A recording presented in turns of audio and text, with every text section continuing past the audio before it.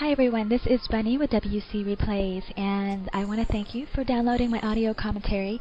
It's been quite a while since I've done one for you all. In fact, the last time I did one, it was more of a triple, I guess, audio, and it wasn't a solo one like I normally did. And the reason for that is that I haven't really played ladder aggressively. I do tend to prefer doing audios on my own game because I know what's going on, so I kind of steer away from doing audio commentaries of other players as I don't know exactly what it is that they're thinking in their head. So previously I used to do audio commentaries when Saber and I were playing aggressively on the 2v2 ladder, but since we haven't, I'm now resorting to solo. And actually, I happened to have a good game last night. It was a game on the solo ladder. I met up with krvn.dread. Some of you may be familiar with him. He submits his replays to our site, and he is typically a human player. He's a very good human player from Jordan, and this time around I met up with him. He was playing random, and he drew undead. So I guess that's lucky for me, and fortunate for me, because I was able to try a strategy that I haven't done before, or haven't done often, I should say. And I do want to say big thanks to Aether, because he was the one who showed me this strategy. And I tried it a couple times, it didn't work, and finally I tried it last night, and it just worked wonderfully. And I'm hoping that you all can learn from this, and maybe those who haven't seen it before can pick it up. It's nothing new, it's just I don't see very many people trying it, and it only works on the two rivers. So actually I can't give all credit to Aether. He told me that this strategy was done against him when he had played against Bjarke. Bjarke is a northern player. He's a human player. Very good. He did this base design structure against Aether, but fortunately for Aether, he was able to overcome it, and he decided to help me out because I was so frustrated with the two rivers, and I hated it. I lost so much on that map, and he was like, well, you're a human player, you should love that map, let me show you a strategy. And it's pretty cool, so now I want to share it with you all. So if you could just load up the replay at and stop it at the 15-second mark, and we'll get ready to unpause very soon. I also want to thank Dread for allowing me to do an audio on our replay. I know it's not his best race, and I don't mean to use this replay to embarrass him in any way since he's not playing his strongest race, but it does show effectively the strategy that I want you guys to see. So we should now be at 15 seconds. If you haven't noticed, I do have some music in the background. This is so you don't have to listen to my voice in boring silence the whole time. So hopefully you enjoy the music. If not, I apologize. Let me know and I won't do it again next time. But it is ATB's latest album, No Silence, and it's a very relaxing CD, so that's why I have it in there. I'm back in the game now. It's paused at 15 seconds. Be sure you have Fog of War unchecked. So I want you to be able to see this entire map in order for you to see how effective this base build structure is. And already I start off with an altar on the outside, and you'll see why I do that. Let's get ready to unpause at 3, 2, 1, unpause. We're at 16, 17, and 18 seconds. So the point of this strategy, I would say, is to block off your entire base. It can only work for human players who are positioned at the south part of the map. So you can only do it on the bottom part. You can't do it on the top because the base is too big. So here, I didn't even know what race Dread was. I was hoping that he was undead or a night elf, because this base structure is very effective against undead and night elf, as they tend to harass a lot with their single hero, usually the Death Knight or the Demon Hunter. So this is why I chose to do it this way. You can do it against Orc, but it's not as effective because most Orc players will go the Farseer, and the Farseer has the 2 Spirit Wolves, and they can slip through the cracks easily. So if you haven't noticed already, I'm using my barrack and altar to build a line up on the top right, and then I use the trees over there to help me with the wall. So you want to separate your building so that there's enough space for you to put a farm in the middle. So I left a gap between the town hall and the altar for a farm, altar and barrack, and then now the barrack and the trees. So you will have to build a lumber mill in order for you to block off the other side, and actually it works out to be good because if you want to, you can put up a guard tower or even an arcane tower. This time around I chose not to build any towers because I knew I wanted to close off my choke. You don't have to close it off completely, but it's really cool if you do, and you'll see why. And I also experiment in which order I build anything, build my farms. Basically you want to be able to cut everything off by the time your hero comes out, and you will see why. So this is really cool. I was lucky he was undead, otherwise I don't know if it would have worked or not. So right now you see my hero is out, so I'm getting ready to go ahead and close off the wall completely. And his hero being on the other side, he can't see my base, so he's just going to hit A, attack move, and come down. You will notice that his Death Knight starts moving over to the left, and as soon as I close off my choke, you'll see right now his Death Knight will turn back around and try to go the other way. So I'm pretty sure he's probably confused why his Death Knight turned around. Most opponents don't expect this. So whether you play human or you're undead or Night Elf, if this ever happens to you as an undead or Night Elf player, now you know why. You'll see again his Death Knight comes down, and look, he's going to start automatically going the other direction because the Death Knight cannot make it into the base, and he won't know that until he tries to come in. So here I am creeping happily over on the right hand side. He's finally discovered that my base is set up to where his Death Knight can't even squeeze through. His Death Knight is too chubby. So really, if he had ghouls with him, he could creep right through or sneak right through the cracks. But the Death Knight can't make it through, and I give him a little wink as I'm able to creep in peace, I say. So I'm here creeping, and now the Death Knight can't harass me and prevent me from creeping. Same thing if it was the Demon Hunter, he couldn't get around either. So, and also my peasants are protected. He can't help. Now, had he known this or expected this, as Aether did in his game, he would have quickly went around on the east side, on the right side of the map instead. When you notice that your hero is not going down the way it's supposed to, there's something blocking you off. So had he just came around that east side earlier, he could have harassed me much sooner. But by now it's too late. So he is forced to, I guess, give up on his harassment. He still could harass me right now, but he just chose not to. Here I've decided to creep the expansion next. You really have no choice but to creep this area because you blocked yourself off from the other side. So really my only thing that can go on the other side right now is my foot, and then my hero can't make it over. But you really want to creep here anyway.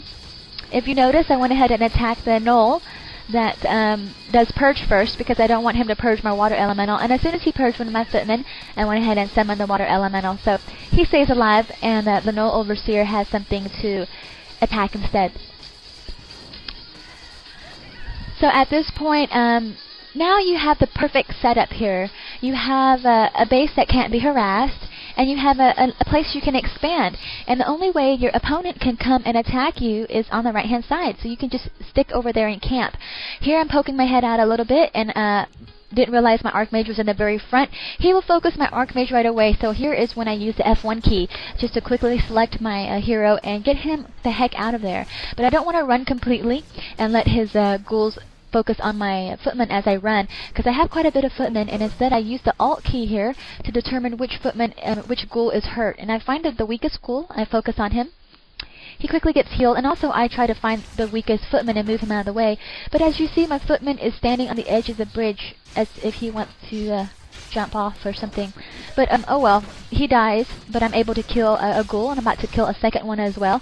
And actually here is a great opportunity for me to surround the Death Knight. But by the time I realized that the water elemental already died, and he's able to set free. Another mistake here I did, I forgot about my Archmage. I moved him out of the way and was too focused on the rest of my footmen that he's kind of sitting by himself. But he did level up. You can also see here I have a lot of gold, about 1,000 in gold. Another weak point here, a mistake that I did. You don't want to follow that right there. When I'm engaged in a battle, I tend to forget about macroing, so I didn't build on my base as I was trying to micro. So here I don't realize he's out, so I'm going to try and put an expansion. Once you clear your expansion, you want to get it up as soon as possible, especially when you reach tier 2, because at tier 2 now is a great opportunity for you to go ahead and expand and take a hold of that position when he can't really do a whole lot. So right now he's forced to go the long way. And I forgot to mention earlier, about 100% of the time, the opponent will always harass you from the left side. Guarantee, they always come down the left side. It's much shorter, it's quicker, easier to access the base, and they just always do. So that's the point of blocking off that side. You're making them work and walk a lot longer when they're coming around the right-hand side. And so here, just to get to my base, look how far he has to walk. And yeah, Mountain King comes up just in time, and I'm able to take another kill. So at this point, I've pretty much crippled him. He can't really harass me anymore unless he wants to fight. And also, you're not too far from your base, so if he does bring a lot of units, you can call militiamen and help you fight that way as well. So there is a way to counter this, and he didn't do it. He could have used his ghouls and split up his army. Perhaps harass with the Death Knight on the right side and bring the ghouls down in the main base to kill my peasants, because the ghouls can easily slide right through the cracks. And but he didn't do that. So now it gives me the most perfect opportunity to expand. You really want to try and do this right around when you reach tier 2, because right now you can camp. That's the advantage of this map, and also disadvantage, meaning that sometimes games can just last way too long on this map when both players decide to camp on the other side of the bridge. So here I'm taking advantage of the way this map is set up. I'm going to stay over here on the bridge just to make sure he can't come and harass me while I safely expand. I don't have to worry about the left-hand side. He can't come down that way. And yeah, my expansion will get up, no problem. And at this point, I really have no idea what he's doing. I guess he's, as you can see, he's creeping. I'm just waiting for a couple more casters to come in and help me so I can creep this goblin shop. Another thing about this map, you want to get the goblin shop before the other player does. And when you have the south position, you really do have advantage because the goblin shop is much closer to you. In the map, it looks like it's the same distance, but when you have an expansion right there, your army has a tendency to stay near your expansion. So one, you can protect the expansion, and two, you're so close to the shop to do some shopping, buy some scrolls, pots, whatever. So now I poke my head out and decide to creep this as fast as possible. So one, I can take advantage of the item on the only shop here on the map, and I can also buy items if I need to, which you see that I will. And, you know, best advice, I guess it's always good to kill the little golems first that cast slow, because they're so weak and they don't take long to kill. You will notice here, let's see if I buy items. I think I do. Nothing unique about the units that I build. Very typical for a human to go footman first, a couple of priests, and a rifleman. It's so common. So it's not. There's nothing I can really say about that. It's a good unit combination to go against undead. You don't want to get too many sorks because they will get destroyers eventually. So that's why I stick with priests and eventually get dispel. So here I have nothing else to do but to move up because I can't creep over to the left, and I find him. Great opportunity to go ahead and creep jack him. Here's another time you want to hit the Alt key, try and see which unit is the weakest. I bolt the very first weak ghoul.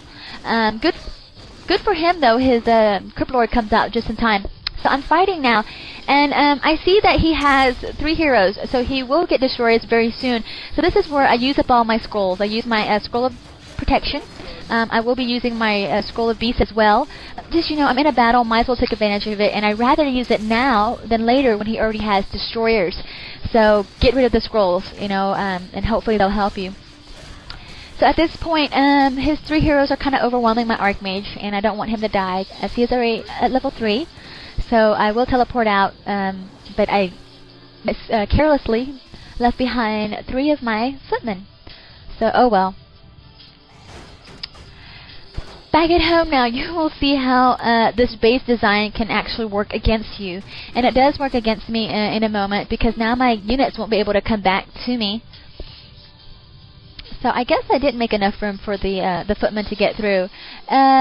So either way, when it gets late in this game, you can go ahead and either chop enough wood or lumber to break free, give yourself some room. I don't know why I built a farm there to cover up the gap. I realized really quickly, you'll see my footmen and my riflemen don't want to seem to go down that way. They're automatically going down the right way as well, just as his Death Knight was doing earlier.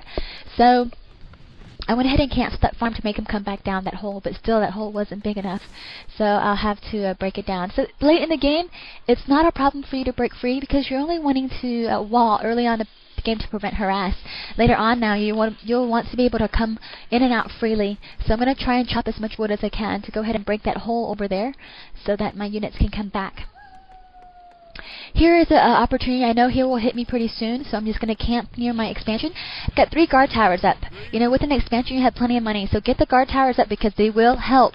And as you see here, it will steer him away. I wasn't paying attention to my army, so he comes in and attack, but all I got to do is back away, and those 3 guard towers are very intimidating. So even though they're not extremely high in damage, they're intimidating as you see all these spears coming out, attacking you. So he will back away. I'm still having trouble trying to get my riflemen and my footmen to come back into the rest of my army. So there we go. The tree breaks free, so now they'll be able to come back in. Again, he will try and fight, and actually he has much greater food, or not a whole lot greater. He's at 56 pop, and I'm only at 53, but he has got A-bombs and 3 heroes. So the towers there are actually benefiting me a lot. Here's where he's actually going to try something that he should have done a lot sooner or earlier in the game. He's splitting up his army now, sending the ghouls out around the left-hand side because he wants to be able to attack my peasants, at least hurt me some way, because his ghouls can make it through. So his A-bomb, his army of A-bombs are over here distracting my my army over here on the right-hand side, and you'll see that his ghouls will come down and try and take on my peasants. So he's not going to fight with the tower, which is a kind of smart move. He's just trying to pick off as many units as he can, and he did. He took down one of my footmen, as you can see. And I'm still too focused here. So at this point now, he's doing what he should have done earlier in the game. Now it's too late. I'm already at castle. I'm already building griffins. But he's moving in to try and hurt my economy. But I've got my expansion up. So what he's done here is allowed himself to attack my expansion while distracting me with the ghouls. And it did. It distracted me, but I didn't mind. I knew that I had 3 towers over there that would hold up quite a while. So I didn't care too much that he was taking my expansion. I want to go ahead and protect my main and head on back. And so now that I've scared away his ghouls, I can come back and save my expansion. First thing I do here, again, hit the Alt key. I look for the weakest unit, which happened to be the obsidian statue. And that is what I focus on first. I already noticed that his heroes are deep within the expansion, so now I'm going to take the opportunity to try and bolt and kill the A-bombs while his Death Knight can't come and coil. So as you see, I will be able to take one down, and he will be forced to teleport out. So I don't think that was too effective on his part. He lost another A-bomb as he was getting out, but my expansion is still up. He's trying to harass again, you know, my main. But as I mentioned, it's just too late in the game. I've got so much gold, it won't take me long at all to pump out some more peasants to help me keep alive. You'll also notice that I finally sent out a scout. I didn't scout as well as I should this game. You should always scout really often. But the reason why I scouted at this moment was I knew that he must have tried to expand or will try to expand soon. Because if he knows you have an expansion up, he'll try and compete against you and put an expansion up. So I wanted to make sure he hadn't put one up yet, and that's why I sent my little peasant out. At this point, I have the advantage of the game, and I really should have head out and start creeping, but for some reason I don't. I'm sitting in my base. That's another mistake. You never want to stay put. You always want to keep moving, and that's an advice that I've gotten from Fear Fact before. You always want to keep moving. You want to do something. Either you're creeping or you're defending, or you don't want to sit around, which is what I'm doing here. And finally I realized, hey, I should go creep. So I think I will be moving out fairly soon. I guess I'm waiting on my paladin. I don't know. So here he is creeping while I could be creeping the left-hand side. So yeah, don't follow my example here. Not a good one. So the reason why I'm throwing in griffins is kind of for the obvious here. He's got an army basically full of ghouls and A-bombs from what I have seen. And so griffins are the next choice. Air is the next choice because he has nothing to counter the air except for the lich. So that is why I'm adding griffins now.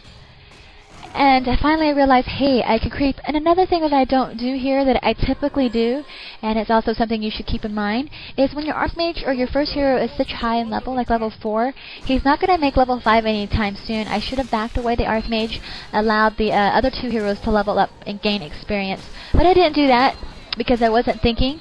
So I typically do that, and you guys should also keep that in mind. Move your hero out of the way and let your other heroes level up. So it would be really nice to have the Paladin already at level 2 so I can use Divine Shield. So anyway, I don't notice him attacking me again, so what I do here is I want to creep this area, but I don't want to get creep jack. That is why I went ahead and summoned a water elemental and left him along the bridge. I don't mind if I lose experience to the water elemental, because I just want him to be my eyes and my scout, so that I can quickly creep this in safely. And if I do see him coming, I can regroup my army and prepare to battle him. So as you see here, his army is now approaching the bridge, and I can see that coming. So now I'm preparing, and I'm trying to get my Mountain King in the front of the army. So he sees my griffins now, and he's gonna be like, whoa. Again, I do the Alt key, and I notice that his obsidian statue is low in health, so that's the first unit that I go after. And at this point, I'm feeling pretty confident in the game. I'm able to realize that his expansion is there. It couldn't have been there that long, because I had just scouted not that long ago. So now, I shall take it down.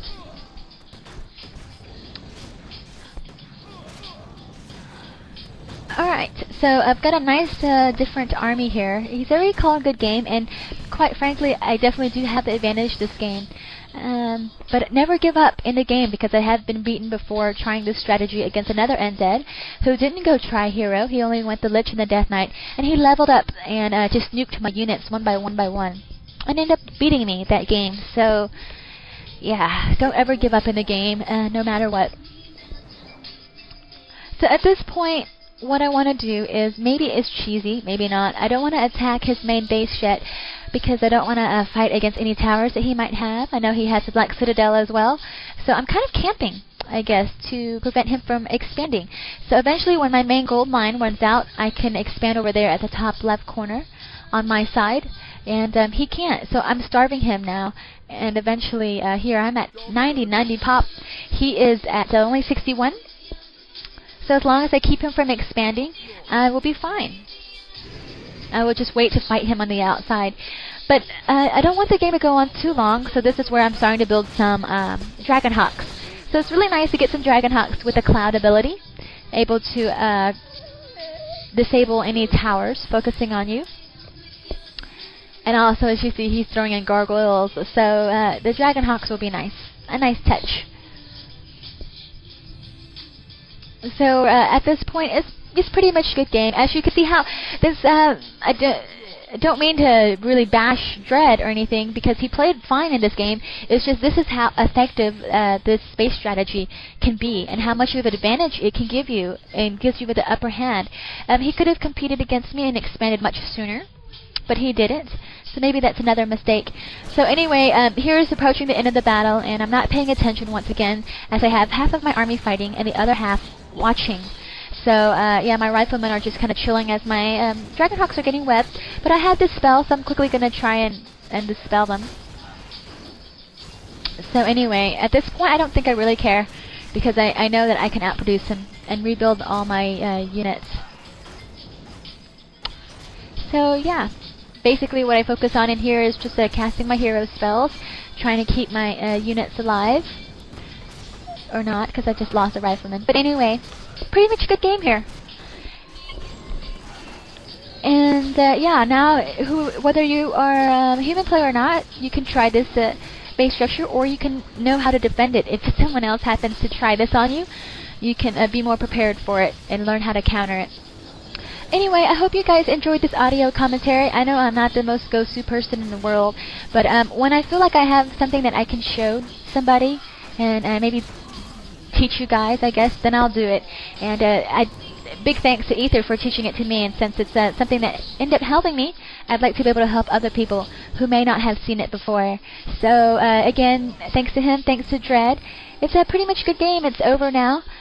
Any questions or comments, feel free to leave so in the thread, and I'll get back with you guys on that. And want to thank you guys for being so supportive of WC Replays, and keeping up with your visits. Yeah, I guess I don't know what else to say. I'm running out of things to say. Don't really know how else to end this, except thanks again. Good game, good luck, have fun, and keep it up. Bye, everybody.